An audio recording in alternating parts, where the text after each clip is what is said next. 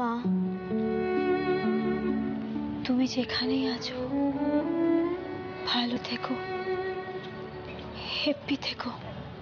আমার জন্য তো চিন্তার আর কিচ্ছু নেই মা, তুমি ভালো থেকো শুধু। আমি আর কিচ্ছু চাই না মা। গোপাল, গোপাল, আমার মা যেন আর কষ্ট না পায়, তুমি দেখো।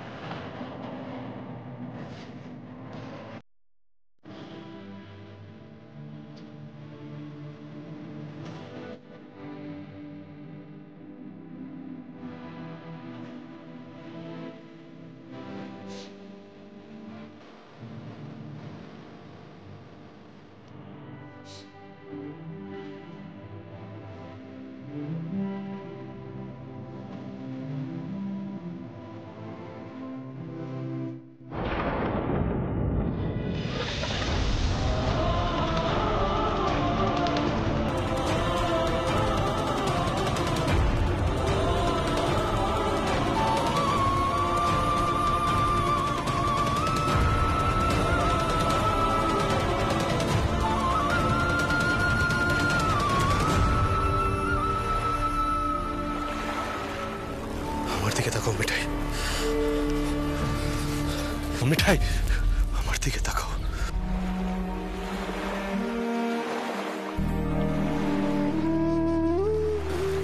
ভেবো না যে তুমি একলা পড়ে গেলে, ভেবো না তোমার কেউ নেই মিঠাই।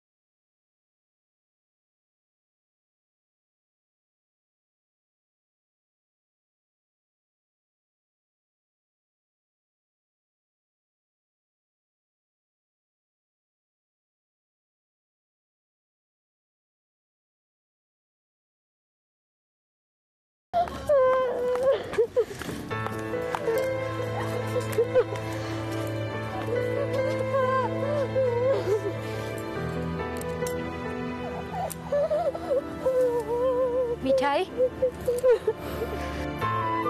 মিঠাই দেখো, দাদা ভাই এসে গেছে তো, এবার একটু শক্ত হও। সিদ্ধার্থ, তুই সত্যি সত্যি সব ছেড়ে চলে এলে? কিভাবে যাবো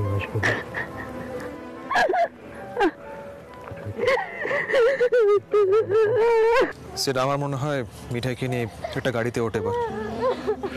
একদম চিন্তা করিস না, আমার গাড়ি আছে, এছাড়া আরও গাড়ি আছে, সব মিলে সবার জায়গা হয়ে যাবে।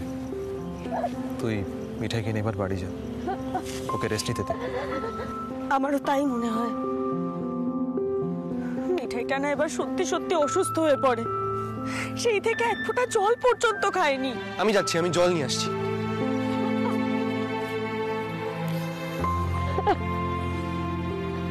রুদ্র, বলছি একটু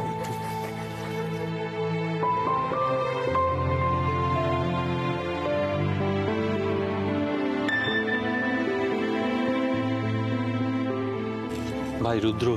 হ্যাঁ, এই যে সিদ্ধার্থ সবকিছু ফেলে চলে এসেছে না, এতে সত্যিই আমি খুব খুশি হয়েছি। জানো, আমরা সবাই মনে মনে এটাই চাইছিলাম, কিন্তু কেউ মুখ ফুটে বলতে পারছিলাম না। সেইটা আসার সময় জোর ধমক দিয়ে আমাকে কি বললো জানো? কি? আমাকে বললো যে ওকে আগে কেন জানানো হয়নি। মিঠাইকে যেভাবে আঁকড়ে ধরে আছে সেট, আমার বেশ নিশ্চিন্ত লাগছে জানো।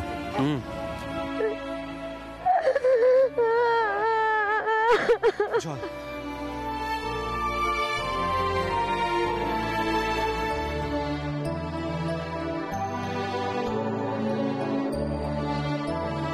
বুঝলে বাবা রাজীব, এবারে আমরা জনাইয়ের দিকে রওনা হই।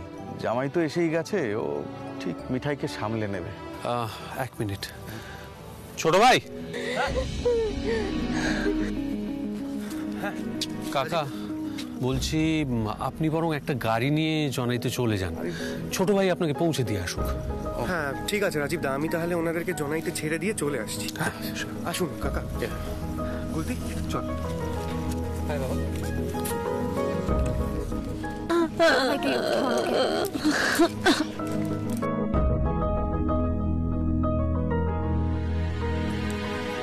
জিজু, রুদ্রদা, আমি বলছিলাম দাদা ভাই আর মিঠাইকে আমরা কিছুক্ষণ একা থাকতে দিই, ওদিকটায় যাই আমরা। সবাইকে বলেছ আমাকে কিচ্ছু না বলতে, আমি ফোনটা করলাম আর গুলতি ধরলো ফোনটা। একটা কাণ্ড হয়ে গেল Mithai. How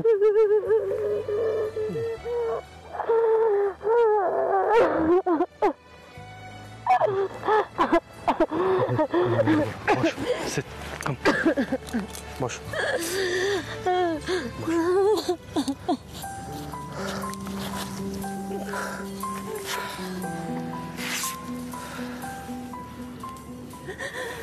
Mithai, stop crying, stop.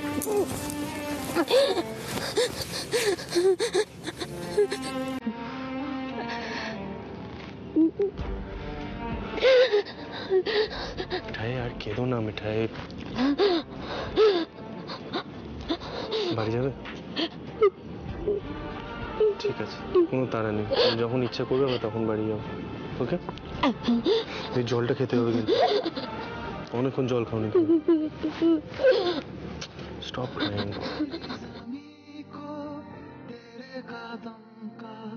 ना जाने कब से था इंतजार एक ना।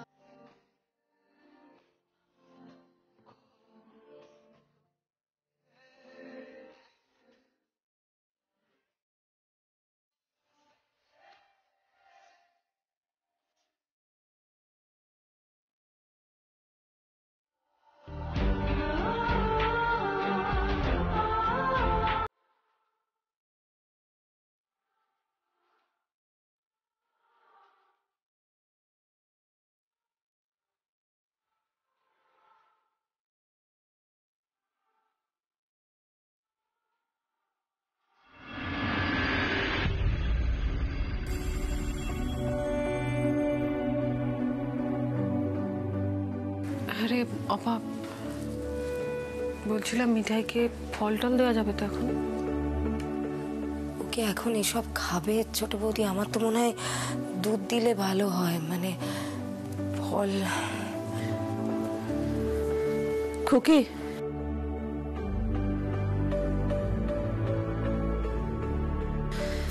খুকি তোর বাবা ফোন করেছিলেন, বললেন আশ্রমের সবার সঙ্গে মায়াপুর গেছেন। আমি আর পার্বতীর খবরটা দিলাম না, বুঝলি? শুনে যদি ওখানে কিছু হয়ে যায়। মিঠাইকে খুব ভালোবাসেন কিনা? বটেই তো, তুমি একদম ঠিক করেছো মা, কিছু না বলে। দেখো, আমার মনে হয় বাবা যে এখন মায়াপুর চলে গেছে সেটা খুব ভালো হয়েছে। মিঠাই আগে একটু সামলে নিত। ও কান্নাকাটি করলে না বাবা দেখে নিজেকে সামলাতে পারতো না, একটা কাণ্ড হতো। ও ভালো কথা, ওরা কিন্তু বেরিয়ে পড়েছে, যে কোনো মুহূর্তে চলে আসবে মনে হয়। ওমো, আমি কি করে মিঠাইয়ের মুখোমুখি হবো বলতো? কি বলবো মেয়েটাকে আমি? রাধা মাধব যে কি করলেন? মা, আপনি এভাবে ভেঙে পড়বেন না মা। ও মা, তুমি মিছিমিছি রাধা মাধবকে কেন দোষ দিচ্ছ বলো তো? তোমার রাধা মাধবী তো সিদ্ধার্থকে মিঠাইয়ের কাছে পৌঁছে দিয়েছে, এটা ভাবো, তাই না রে ছোটদা? দেখো মা, হয়তো সিদ্ধার্থর একটু কাজে ক্ষতি হয়েছে ঠিকই, কিন্তু এই সময় মিঠাইয়ের যাকে সব থেকে বেশি প্রয়োজন ছিল, সেই মানুষটা তো আজ মিঠাইয়ের পাশে আছে। আমি এটা ভেবে অবাক হয়ে যাচ্ছি, মিঠাই এটা সত্যি আমাদের বাড়ির ছেলেটাকে কতটা কতটা পাল্টে দিয়েছে। হ্যাঁ মা, যে মেয়েটা আমাদের বাড়ির ছেলেটাকে এতটা বদলে দিল, তাকে তো আমাদের সবাইকে এখন আগলে আগলে রাখতে হবে, তাই না মা?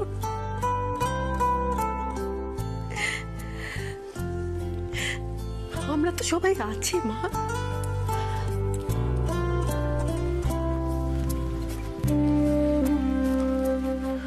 ঠামি,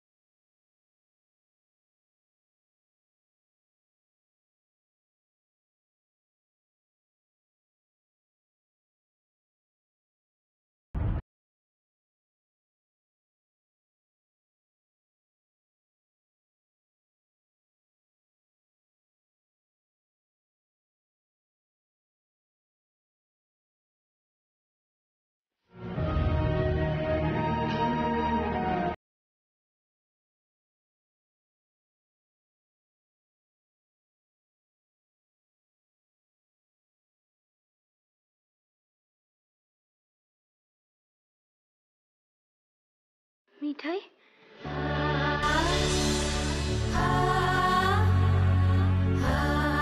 মিঠাই, তুমি খুব ভেঙে পড়েছো না?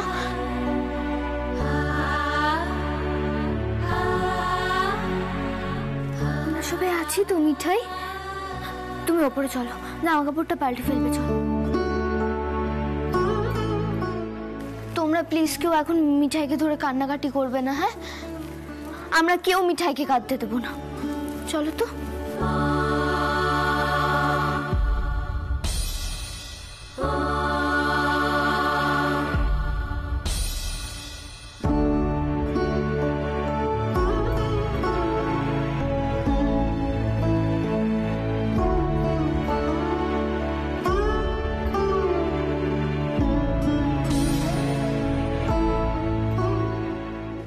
ভালোই হয়েছে বলো রুদ্রদা।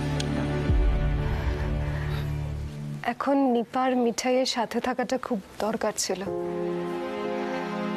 হঠাৎ করে এভাবে মা হারানোর শোকটা যে মিঠাই কিভাবে হ্যান্ডেল করবে আমি সত্যিই জানি না। ভাই,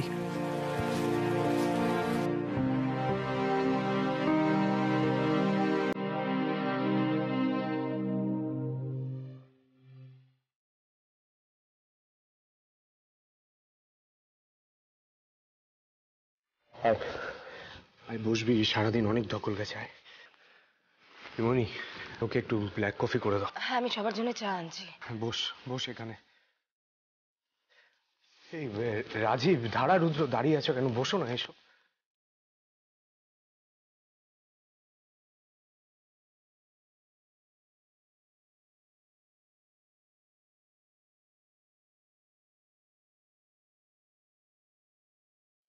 দাদু ভাই, তুমি যে মিঠাইয়ের এই দুঃসময় মিঠাইয়ের পাশে এসে দাঁড়িয়েছো, তাতেই আমরা খুব গর্ববোধ করছি। দাদাই কিন্তু এখনো কিচ্ছু জানেন না। তোমার কাকাই বলেছে ও নিজে গিয়ে সব বলবে। আসলে দাদাই আশ্রমে সবার সঙ্গে মায়াপুর গেছে। আমি ভালো হয়েছে দাদাই এখানে নেই, তাহলে শখটা নিতে পারতো না গো।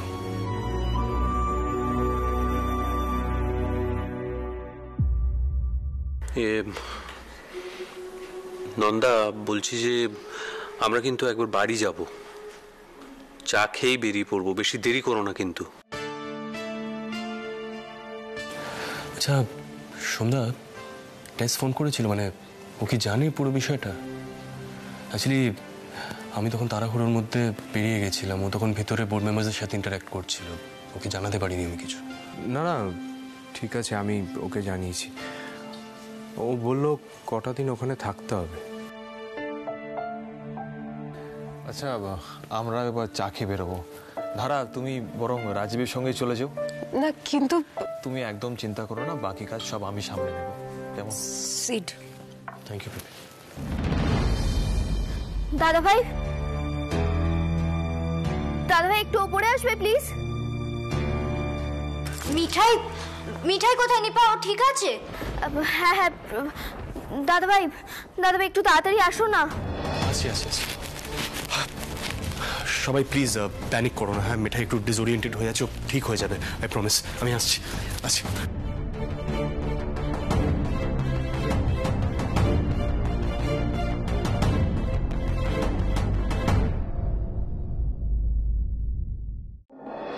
কি হয়েছে? দাদা ভাই, দাদা ভাই, দাদা ভাই, মিঠাই না অনেকক্ষণ ঘরে দরজা বন্ধ করে রেখেছে। মানে আসলে আসলে দাদা ভাই ও বললো যে ও শাড়ি চেঞ্জ করবে, তো আমি ওর সাথে থাকতে চেয়েছিলাম, বাট ও বললো একাই পারবে। তারপর থেকে তো আমি নক করেই যাচ্ছি, ও দরজাও খুলছে না, কোনো সাড়াও দিচ্ছে না।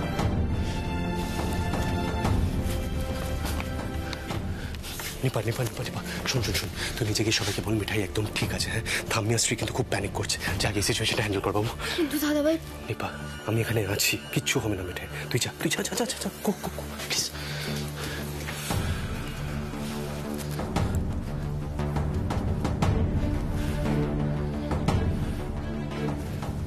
দরজা কেন বন্ধ করেছে কে জানে।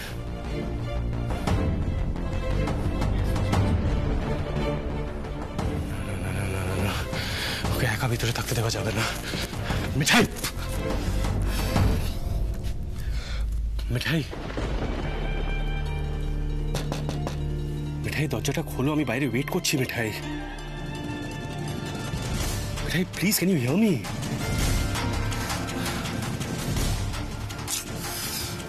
মিঠাই, মিঠাই দরজাটা খোলো প্লিজ।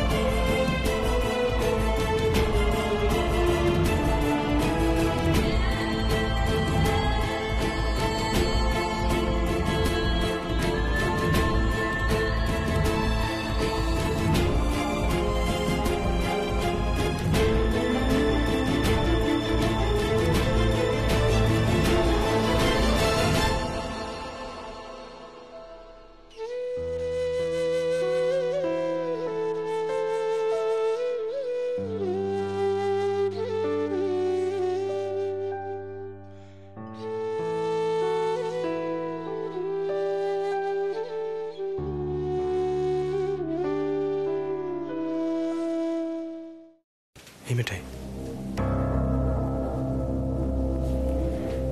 তোমার কি শাড়িটা পরতে অসুবিধা হচ্ছে বলো?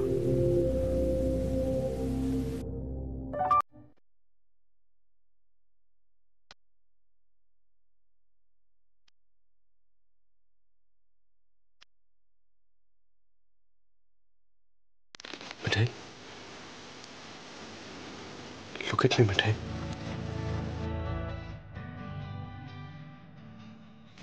কি হয়েছে বলো? আমি তো আছি তোমার সাথে, বলো।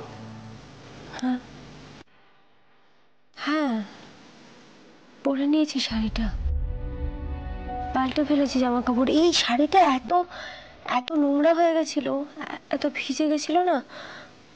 আমি যাই শাড়িটা ধুতে দিয়ে আসি। মিঠাই মিঠাই মিঠাই, দাঁড়া দাঁড়া দাঁড়া, তুমি এটা দাও আমাকে।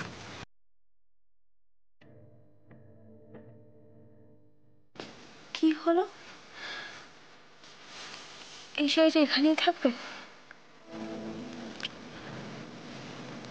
মিঠাই, এইভাবে বাইরে যাওয়া যাবে না মিঠাই, তুমি দাঁড়া, জাস্ট ওয়ান সেকেন্ড।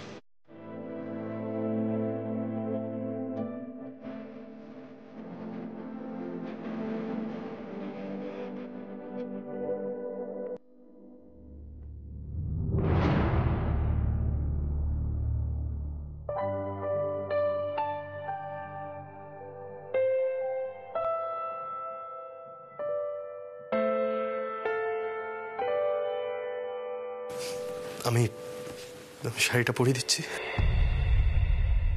মানে সামনের কুচিটা আমি করিনি।